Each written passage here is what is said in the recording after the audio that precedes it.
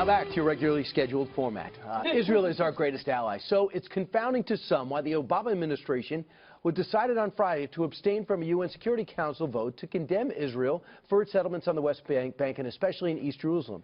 Now, Israel thinks the White House actually orchestrated the vote and says it has evidence. For example, well, we have rather ironclad information from sources in both the Arab world and internationally that this was a deliberate push by the United States, and in fact they helped create the resolution in the first place. And what is outrageous is that the United States was actually behind that gang-up. I think it was a very sad day and really a shameful chapter. And that was just the beginning of the outrage. It has not stopped. Prime Minister Benjamin Netanyahu is, of course, very upset. As I told John Kerry on Thursday, friends don't take friends to the Security Council. Well, undeterred by the defeat of the United Nations, Israel says it will move ahead with thousands of new homes in East Jerusalem, finishing up with 600 en route to 5,000, and warned the nations against further action directly and indirectly. Meanwhile, President-elect Donald Trump tore into the UN following the resolution, the only way he knows how when he's on vacation, through the Twitter machine. The United Nations has such great potential, but right now it is just a club for people to get together and talk and have a good time. Sad. Charles Krauthammer calls the world body a disaster and suggests Mr. Trump, the president-elect, try to find a way to get rid of it. We're paying an organization that spends half its time, more than half its time, and energy and resources and bureaucracy trying to attack the only Jewish state on the planet, a tiny little speck, while genocide, mayhem, murder, terrorism is going on all over the world. It is an organization that exacerbates tensions. It does not assuage them. I think that's good real estate in downtown New York City, and Trump ought to find a way to put his name on it and turn it into condos. Wow, what a very direct comments from Charles Krauthammer. He comes from a man who understands what the potential is real estate-wise. There's been 20 condemning resolutions against Israel. One against Syria, who has killed at least 400,000 people, and 1 million said, I better leave. And one against Russia, who is carving up the Ukraine. Right before that, they carved up Russia. Excuse me, they carved up Georgia. What about this organization? How can they exist this tilted against one small nation?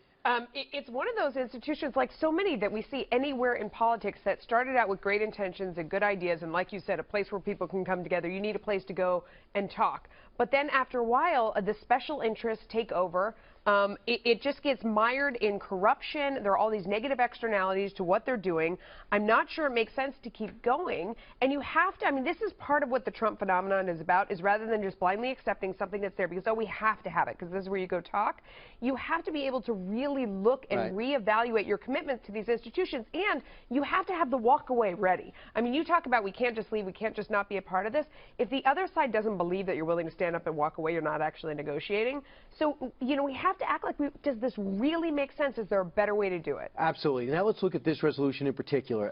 What does U.S. Senator Chuck Schumer have in common with Senator Gillibrand, have in common with Congressman Elliot Engel, have in common with Congresswoman Anita Lowry? They're all Democrats and all condemned. They're all from New York. And they all condemned, and I could have listed 20 others. They took the top 4, all condemned this resolution from their party's president. What does President Obama gain from this isolated action? Well, first of all, I think President Obama did this after years of, and I'm not defending it, but after years of frustration with Bibi Netanyahu, and also after years of frustration. They just don't like each other. After increased settlements in the West Bank and in East Jerusalem, which is, by the way, something that Republican and Democratic administrations alike condemned, including Ronald Reagan. But as you know, for decades, we have stood by them and would never abstain from a UN Well, we resolution. actually have. But I will also say this. The problem with the UN, and I think, Melissa, you pointed this out so well, and Brian, you did in your intro, is the United Nations has to come to grips with the fact that they turn a complete blind eye to the savagery, and I mean savagery, among some of the people that voted for this resolution. Venezuela, Russia, China are some of the biggest human rights abusers in the world. And for them to stand in judgment on the only democracy in the Middle East is abhorrent. And to be lectured by the likes of Venezuela and Vladimir Putin and the Chinese is insane. So I would say to the UN, get your own, especially to the members of the Security Council, get your own house in order. I understand. Well, fine, but you but actually address the president. What is President Obama doing here? This is an opinion show. This is my opinion. I think President Obama is no friend to Israel. I also think President Obama, on his way out, is settling a score, which you point out, that he has with Bibi Netanyahu. I mean, if you remember the whole thing when Netanyahu came and he spoke to Congress, President Obama didn't show up. We remember that whole issue, and they've had the contentious relationship. But the most important thing that the president should do is whatever he does, whatever he acts upon, should be in the best interest of peace. My problem with this is abstaining isn't in the best interest of peace. It emboldens the anti-Israel crowd, emboldens the pro-Palestinian crowd, and it creates more tension in the region. One more thing. And the other part of this is the numbers, the UN, we spend $8 billion. There's $3 billion that we put towards the budget. We spend $8 billion on UN initiatives, $8 billion. Cut it in half. At least take away that parking.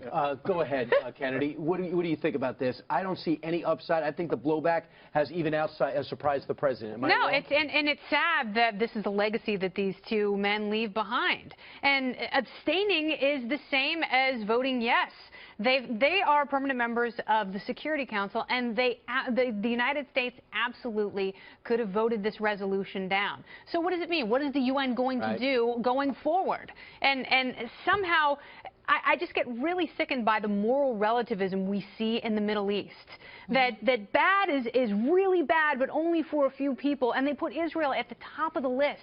But you look at the actors, at the groups and the states surrounding Israel who really just want to wipe the place off the map. You look at Hamas alone, that is not a charitable organization. I don't care what Nancy Pelosi says. Well, can I just throw in here very quickly? Venezuela brought this, negotiating part. Venezuela brought the resolution? No. Along with Venezuela, Senegal, and New Zealand. Right. In Venezuela, do you think this is what they're really thinking about in Venezuela right now? Let's figure out what's going on in the Middle East, and let's push back on Israeli settlements in the West Bank. Eric, it was a push by Egypt. They backed off when Donald Trump asked them to, and then they came back with this on Friday. Merry Christmas, everybody. Meanwhile, let me tell you.